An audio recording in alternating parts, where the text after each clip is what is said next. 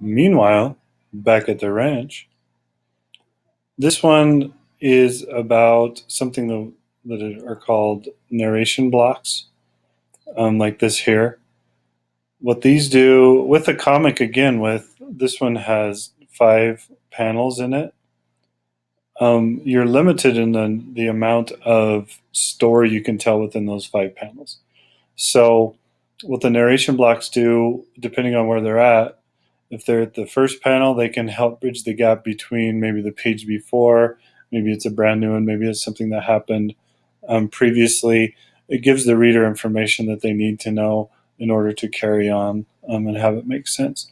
If it comes at the end, it could be, something like "Stay tuned" as our hero does, whatever later on.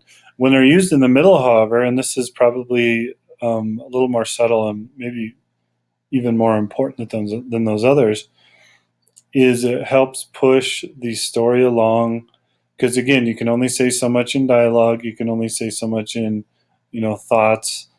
But it helps fill in necessary information that the reader is going to have to know in order for the comic to make sense.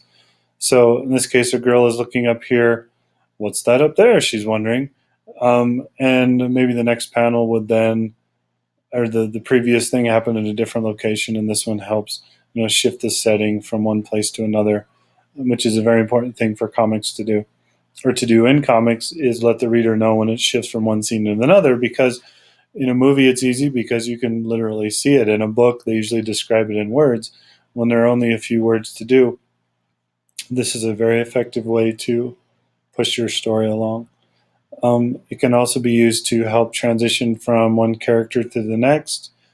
Maybe it's an event that it was heretofore unknown, but it gives the reader a little bit of information to let everybody know what the next character says to have it make sense.